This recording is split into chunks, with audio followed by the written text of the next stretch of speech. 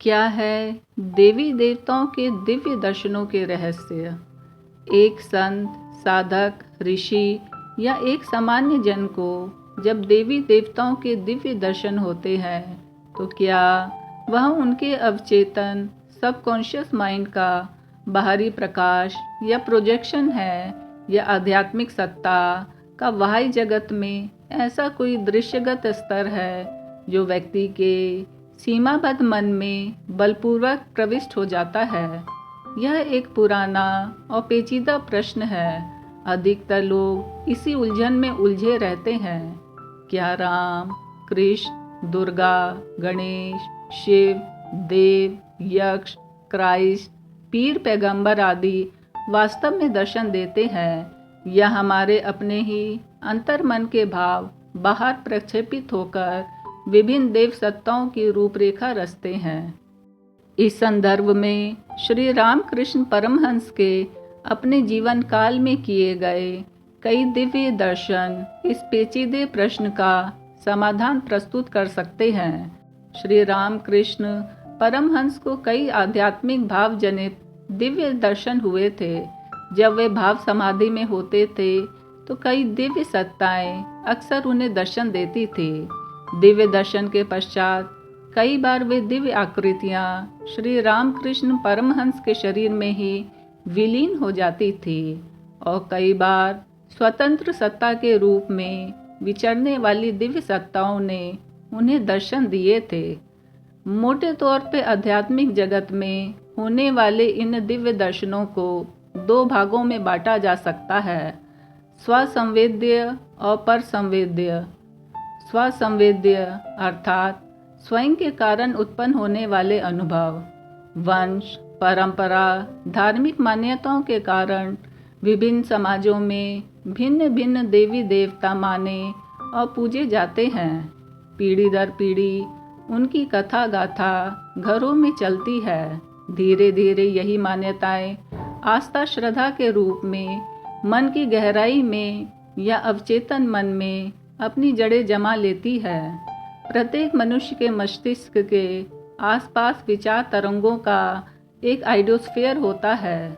जब जब कोई काल्पनिक रूप श्रद्धा के आवरण में असाधारण रूप से किसी इंसान के मन पर हावी हो जाती है तो उस इंसान का आइडियोस्फीयर ऐसे वातावरण, परिस्थितियों और घटनाओं को जन्म देता है कि वह देव सत्ता वास्तव में दर्शन देने, बात करने, आशीर्वाद या वरदान देने, मार्गदर्शन देने का उपक्रम करती दृष्टिगोचर होती है। जितनी आस्था सघन होगी और जितना उस दिव्य सत्ता पर श्रद्धा होगी, उतनी ही उसकी अनुकृति और व्यवहार स्पष्ट और सहायक होगा। इस दर्शन में विचार और भाव की प्रमुख भूमिका है। जिस दिव्य सत्ता के प्रति मनुष्य के विचार जितने स्पष्ट और भावनाएं जितनी आस्थावान होंगी, उनके दर्शन उतने ही गहरी अनुभूति से भरे होंगे और उसे पूर्ण रूप से वास्तविक लगेंगे। यह अपने ही अवचेतन मन के प्रक्षिप्त विचार होते हैं। जिसकी जैसी आस्था होती है, उसी के अनुसार दिव्य सत्ता विभिन्न देवी देवताओं, पीरों, एंजल्स के रूप में दर्शन देते हैं। कभी कभी प्रकट, स्वप्न में या तंद्रा अवस्था में ये सत्ताएं वरदान, आशीर्वाद, शुभकामना या मार्गदर्शन देती नजर आती हैं। कभी कभी अवचेतन मन के ये दिव्य संकल्प प्रतिमाएं मानस पुत्र का भी कार्य करती हैं। जिन मनुष्यों का मानसिक स्तर दृढ़ होता है और साधना और श्रद्धा बलवती होती है, उनकी संकल्प प्रतिमाएं उतनी ही स्पष्ट और सशक्त होती हैं। काल्पनिक या अंतर्मन से प्रक्षिप्त होने के बावजूद भी उनमें उच्च स्तर की अलौकिक शक्ति होती है, और यह वरदान, मार्गदर्शन, आशीर्वाद देने के अतिरिक्त साधकों की इच्छा पूर्ति भी करते हैं। अपनी खुद की मनोभूमि से उत्पन्न हुए ये देवी देवता व्यक्ति विशेष की जानकारी, कल्पना, इच्छा और प्रभाव के अनुसार आकार और शक्ति धारण करते हैं।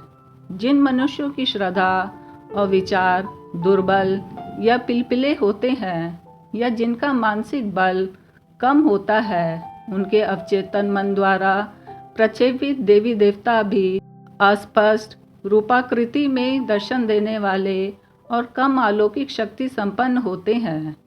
यह दर्शन अपने ही शरीरबद्ध मानसिक चिंतन के परिणाम स्वरूप होता है। यह दर्शन अपनी निष्ठा, आस्था और अभ्यास की सहायता से होता है। पर संवेद्य अर्थात बाहरी कारणों से उत्पन्न होने वाले अनुभव योग वशिष्ठ में कहा गया है। हे लीला, जिस प्रकार केले के तने के अंदर एक के बाद एक परतें निकलती चली आती है, उसी प्रकार प्रत्येक सृष्टि के भीतर नाना प्रकार के सृष्टि क्रम विद्यमान है। इस प्रकार एक के अंदर एक अनेक सृष्टियों का क्रम चलता है। संसार में व्याप्त चेतना के प्रत्येक परमाणु में जिस प्रकार स्वप्नलोक विद्यमान है, उसी प्रकार जगत में अनंत द्रव्य के अनंत परमाणुओं के भीतर अनेक प्रकार के जीव और उनके जगत विद्यमान हैं। यह जगत केवल स्थूल या जड़ ही नहीं है, इसमें अनंत सूक्ष्म और सूक्ष्मतर जगत एक दूसरे में समाये हुए सह अस्तित्व में स्थित है। भारतीय ऋषियों ने 7 लोकों का वर्णन किया है, जो एक से अधिक सूक्ष्मतर और शक्ति संपन्न है। भू, भुवा, स्वाहा, तप, जन, मह, सत्यम, ये 7 लोक हैं। भू, भुवा एवं स्वाहा धरती, आकाश और पाताल का स्थूल लोक है, यह दृश्य जगत है। तपा सूक्ष्म अदृश्य लोक है। जना, महा, सत्यम अदृश्य सूक्ष्मतर देवलोक है। विशुद्धता चेतनात्मक सत्ता देवी देवता या दिव्य सत्ताओं के रूप में उच्च लोक में अवस्थित रहते हैं। अंतरिक्ष में कई अलौकिक और दिव्य सत्ताएं विद्यमान हैं। कभी कभी वे समय समय पर मानव को दर्शन देकर सत्कर्मों के लिए प्रेरणा देते हैं और उनकी सहायता करती हैं। ऐसे दिव्य दर्शन किसी विशेष विश्वास या साधना के ऊपर आश्रित नहीं होते हैं, यह वास्तविक दर्शन है। कई बार किसी संस्था या संप्रदाय की स्थापना करने वाले महापुरुष अपनी मृत्यु के बाद भी सूक्ष्म लोक से आकर अन्य लोगों को जागृत स्वप्न अवस्था में दर्शन देकर अपने संप्रदाय में शामिल होने के लिए प्रेरित करते हैं। जैसे ब्रह्म कुमारी संस्था के संस्थापक स्वर्गीय दादा लेखराज अन्य लोगों को जागृत स्वप्न में दर्शन देकर ब्रह्म कुमारी संस्था से जुड़ने के लिए प्रेरित कर चुके हैं। या यह भी हो सकता है कि सूक्ष्म जगत की उच्च कोटि की आत्माएं दादा लेखराज का रूप धरकर दर्शन देकर प्रेरणा देते हों। कई बार उच्च स्तर पर रहने वाली दिव्य आत्माएं भूलोक पर रहने वाले शुद्ध मनुष्यों को अपने अपने लोक में लाने के लिए उन्हें दर्शन देते हैं या संदेश देते हैं। दिव्य दर्शन या साक्षात कई प्रकार के होते हैं, जैसे स्वप्न में, जागृत अवस्था में या मृत्यु से पूर्व दर्शन देना। कई साधकों को स्वप्न में, जागृत में या ध्यान में सफ़ेद प्रकाश के दर्शन होते हैं। ऐसा तब होता है जब साधक का अवचेतन मन जागृत होता है। तब सूक्ष्म जगत की उच्च कोटि की आत्माएं सफ़ेद प्रकाश स्वरूप दर्शन या संदेश देती हैं।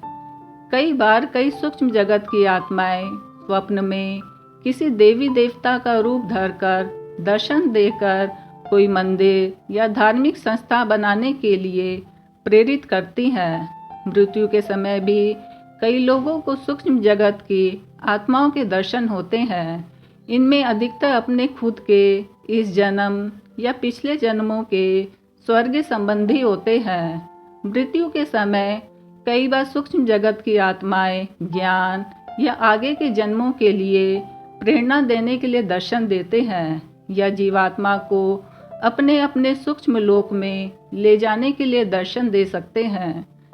कभी कभी सूक्ष्म जगत की कुछ बलशाली सत्ताएं साधक को उसकी साधना से भ्रष्ट करने के लिए छद्म रूप शेप शिफ्ट धरकर इच्छित देवी देवताओं का दर्शन दे देते हैं।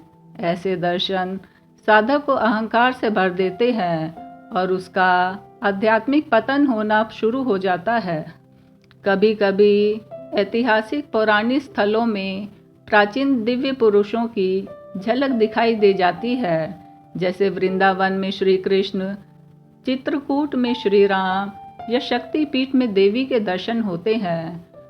ऊंचे आदर्शों वाले संकल्पित अवतारी दिव्य आत्माओं का तेज काफ़ी बड़ा चढ़ा होता है और उनके विद्युत कण हजारों वर्षों तक उस विशेष स्थान पर बने रहते हैं और समय समय पर अनुकूल मनोभूमि वाले को इनके मूर्त रूप के दर्शन होते रहते हैं।